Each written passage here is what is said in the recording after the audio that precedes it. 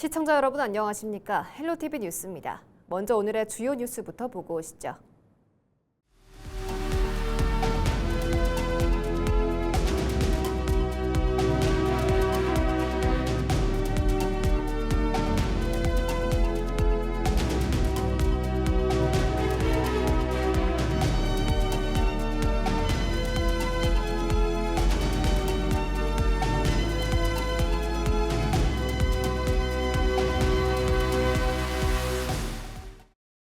인천시가 내년부터 4년 동안 17조 원 규모의 시 예산을 관리할 시금고 담당 은행 공모에 나섰습니다.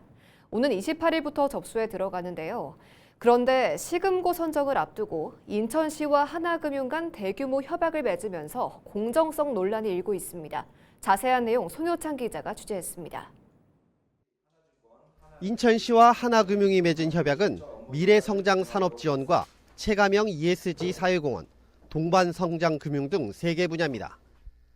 우선시와 하나은행, 하나증권은 2천억 원 규모 인천 유니콘 펀드를 조성해 민선국이 핵심 공약인 ABC 플러스 2와 관련된 지역 유망 기업에 투자합니다.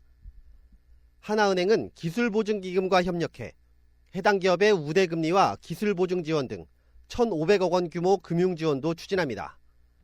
이와 함께 문화체육 인프라 확충 등 시민 체감형 사회공헌도 확대합니다. 시는 민간 금융자본을 지역기업과 산업에 투입해 재정 부담을 보완하고 미래 성장 동력을 확보한다는 구상입니다. 문제는 시금고 선정을 앞둔 시점에 특정 금융기관과 대규모 협약을 맺는 만큼 공정성 논란을 야기할 수 있다는 것. 인천 시금고는 공정하고 투명하게 선정돼야 합니다.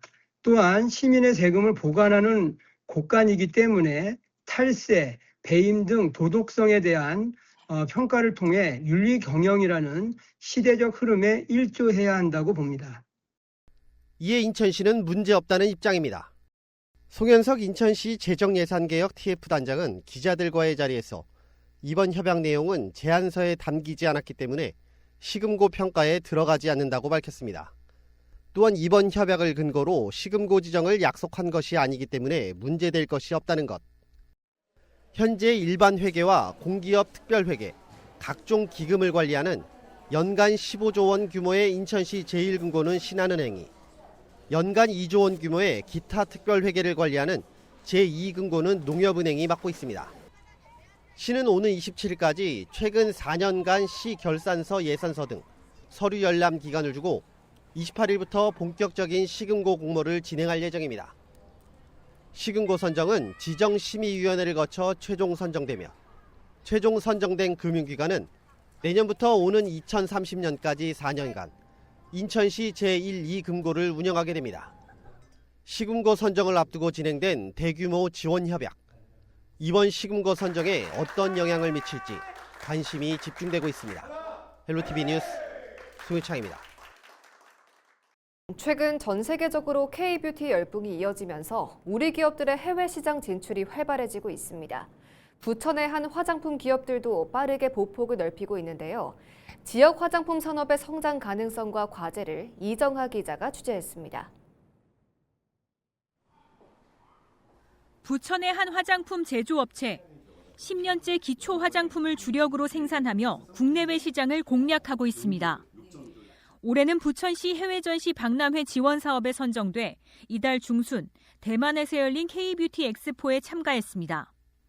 화장품과 향수, 헤어 제품 등 국내 뷰티 기업과 해외 바이어를 연결하는 수출 박람회로 올해는 230여 개 기업이 참여했습니다. 업체들은 기존 수출 시장을 넘어 중화권으로 사업 영역을 넓힐 수 있는 기회를 마련한 겁니다. 3년 전에 중국 본토 이쪽에 진행을 하기 위해서는 위생 허가라는 게 있어야 돼요. 그걸 취득을 다 했었는데 아직은 좋은 유통 파트너를 찾지 못해서 계속 기회를 보고 있다가 이번에 또 대만도 갔는데 아시아에서 굉장히 뷰티의 약간 리더 같은 국가이기 때문에 이번에 좀 좋은 기회를 만들어 보려고 하고 있습니다. 현재 부천의 화장품 관련 중소기업은 120여 곳. 경기도 내에서 두 번째로 많은 규모입니다. 특히 부천은 화장품 용기와 패키징, 금형업체 등이 함께 자리 잡고 있어 화장품 산업 생태계가 고루 형성돼 있다는 평가입니다. 여기에 더해 지역 산업을 한층 고도화하기 위해서는 과제도 있습니다. 가능성 있는 브랜드 아이템들을 제가 적극적으로 발굴을 해서 글로벌 진출도 하고 좀 메가히트된 제품이 나올 수 있도록 만들어주고, 그럼으로써 그 후방에 있는 제조업체나 또는 금융업체나 이런 부분들이 다 함께 성장할 수 있는. 부천시는 지역 기업 제품을 한자리에서 만나볼 수 있는 특화 매장까지 운영하며 상품과 브랜드 홍보에 집중하고 있습니다. 세계 시장에서 주목받고 있는 K-뷰티 열풍이 지역 기업의 성장과 수출 확대로까지 이어질 수 있을지 주목됩니다. 헬로티비 뉴스 이정화입니다. 서울 광화문으로 오가는 의정부 흥성권역 주민들의 교통불편이 한층 해소될 전망입니다. 서울 시내버스 106번 폐선 이후 추진돼 온 1108번 광역버스가 25일 첫 차 운행을 시작했는데요. 김소영 기자가 취재했습니다. 지난 25일 새벽 의정부 흥성권역에서 서울 광화문을 연결하는 1108번 광역버스가 운행을 시작했습니다. 시민들은 새롭게 개통한 노선을 이용해 서울 도심으로 향했습니다. 그동안 이 지역 주민들은 서울 도심으로 이동하기 위해 여러 차례 버스를 갈아타야 하는 불편을 겪어왔습니다. 특히 기존 서울 시내버스 106번이 폐선된 이후 대체 노선 신설 요구가 이어지면서 의정부시는 광역버스 도입을 추진해왔습니다. 1108번은 버들개를 출발해 녹양동과 가능동, 도봉산역, 청량리역을 거쳐 광화문역까지 운행합니다. 차량 8대가 하루 34회 운행할 예정이며 배차 간격은 25분에서 40분입니다. 김원기 시장은 1108번 광역버스 개통이 흥성권역 주민들의 교통 불편을 해소하고 서울 도심 접근성을 높이는 계기가 될 것이라고 밝혔습니다. 1호선으로 갈아타거나 도봉산역까지 나가서 다시 환승해야 서울 도심으로 갈 수가 있었습니다. 환승이 없이 한 번에 이동할 수 있는 만큼 환승 부담이 줄고 서부권 주민들의 서울 도심 접근성이 크게 개선이 될 것으로 기대하고 있습니다. 시는 1108번 버스 개통으로 출퇴근 시간대 대중교통 불편을 줄일 수 있을 것으로 기대하고 있습니다. 헬로티비 뉴스 김소영입니다.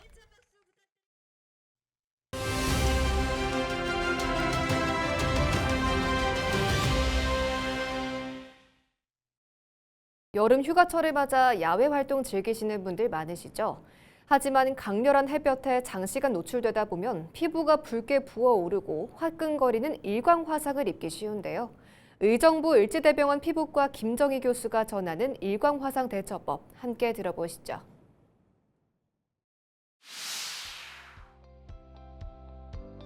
일광 화상은 피부에 과도한 자외선이 노출된 후에 생기는 일종의 염증 반응입니다.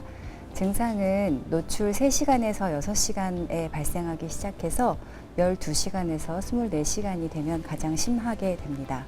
처음에는 피부가 붉어지고 부풀어 오르는 정도로 시작을 하게 되는데요. 시간이 지나서 증상이 심해지면 물집이 잡히거나 혹은 전신적으로 발열 혹은 오한 등이 동반되기도 합니다. 증상이 얼굴이 붉어지거나 화끈거리는 정도로 가벼운 경우라면 오이팩이나 감자팩이 열감을 식히는 데 도움이 됩니다. 그렇지만 피부에 상처가 생기거나 물집이 터진 경우에는 사용하지 않는 것이 좋습니다. 피부 상처나 혹은 물집을 통해서 감자나 오이의 껍질에 있는 미생물이나 손에 있는 균들이 감염돼서 2차 감염을 일으킬 수 있기 때문입니다. 화상의 가장 좋은 응급처치는 흐르는 차가운 물에 화상 병변을 20분 이상 식히는 것입니다. 얼음 주머니를 사용하시는 것도 도움이 되는데요. 이럴 때는 얼음 주머니가 직접 피부에 닿지 않도록 수건 등으로 감싸서 사용하시는 것이 좋습니다. 자외선 차단 제에는 SPF 말씀하신 대로 PA 지수가 표현이 되어 있는데요. 우선 SPF 지수는 자외선 B를 차단하는 정도를 나타내는 지수가 됩니다. 여름철 외출하실 때에는 SPF 30에서 50 정도의 지수가 높은 제품을 사용하시는 것이 좋습니다. PA는 피부 노화나 기미를 일으키는 자외선 A를 차단하는 정도를 나타내는 지수가 되는데요. 보통 플러스 기호로 표현이 되고 여름철 외출하시거나 혹은 여름철이 아니더라도 장기간 외출하시거나 야외 활동을 자주 하실 때에는 PA 플러스 3 혹은 플러스 4 등의 플러스 기호가 많이 표시되어 있는 제품을 사용하시는 것이 좋습니다.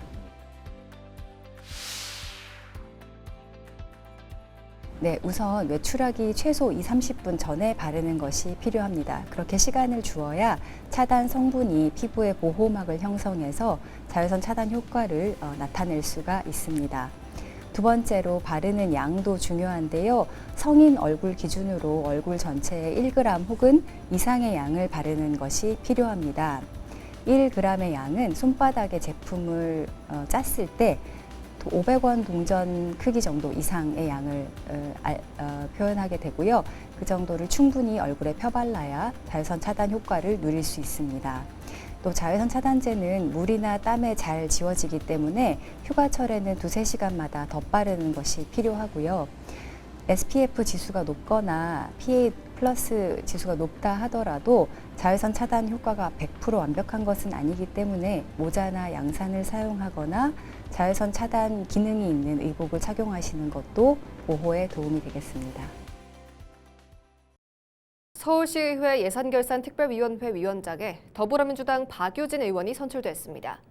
서울시의회는 25일 오후 본회의를 열고 예결위원장 선거를 진행해 총 투표수 114명 중 찬성 104표로 은평구 가련동과 진관동 지역구의 박유진 의원을 예결위원장으로 선출했습니다. 박 의원은 아프고 힘들고 어려운 사람들을 위해 마땅히 예산을 쓴다는 원칙으로 예산을 바라보고 싶다고 밝혔습니다. 그러면서 학교 급식 노동자의 폐암 건진을 사례로 들며 서울시가 급식 노동자들의 폐암 조기 발견을 위해 엑스레이 촬영과 AI 판독 기술 등을 활용하는 방안을 예산으로 지원할 수 있다고 설명했습니다. 박 의원은 약 63조 원이 넘는 서울시 예산이 주권자 시민이 피부에 와닿는 변화를 느낄 수 있도록 더 공부하고 살피는 예산결산위원회가 되도록 하겠다고 강조했습니다. 제12대 서울시의회 예산결산위원회는 단 한 가지의 원칙으로 그 기준을 가지고 예산을 바라보고 싶습니다. 단 한 가지의 원칙이란 지금 아프고 어렵고 힘든 사람부터 마땅히 예산을 쓰여야 한다라는 그 원칙 하나입니다. 서울시의회가 임시회에 들어갔습니다. 서울시의회는 다음 달 11일까지 제339회 임시회를 열고 서울시와 서울시 교육청을 상대로 시정 질문을 하고 상임위별로 안건을 심사합니다. 시의회는 회기 첫날인 25일 본회의에서 정근식 서울시 교육감이 제1이 요구한 서울 학생인권 조례 폐지 조례안을 부결시켰습니다. 시의회는 또 임시회 기간 서울시의 올해 제2차 추가 경정 예산안을 포함해 각종 안건을 심의 의결합니다. 이번 임시회에 접수된 안건은 추가 경정 예산안을 포함해 조례안 63건, 동의안 58건, 건의안 5건 등 총 140건입니다. 임만균 의장은 임시회 개회사에서 이번 임시회는 제12대 서울시의회가 본격적인 의정활동에 들어가는 시작인 만큼 민생과 안전 등 시급한 분야 예산과 사업을 철저히 검증하고 서울시정과 교육행정 방향을 꼼꼼히 점검해 앞으로 4년간 일하는 의회에 초석을 놓겠다고 했습니다. 김포시의회가 25일 김포시로부터 김포FC 공급 횡령 사태와 관련해 감사 중간보고를 받았습니다. 시의회가 요구해 마련된 이번 중간보고는 시의 감사와 경찰 수사에 영향을 미칠 수 있어 비공개로 진행됐는데요. 김포FC 감사 중간 결과와 횡령 사태로 인한 구단의 재정 상황, 횡령 금액에 대한 환수 계획 등 내용을 다뤘습니다. 시의회는 구단 내부 통제 시스템 붕괴와 집행부 관리감독 소홀 책임 등 문제를 지적하며 다가오는 행정사무감사에서 구조적 원인과 실효성 있는 재발 방지 대책까지 점검하겠다고 밝혔습니다. 또 김계순 의장은 시에 철저한 조사와 문책 그리고 완전한 환수를 통해 무너진 시스템을 바로 세우고 시민의 혈세를 지켜낼 수 있도록 최선을 다해달라고 당부했습니다. 김포시는 다음 달 30일 자체 감사 종료 후 시민 대상 보고회를 열 계획입니다.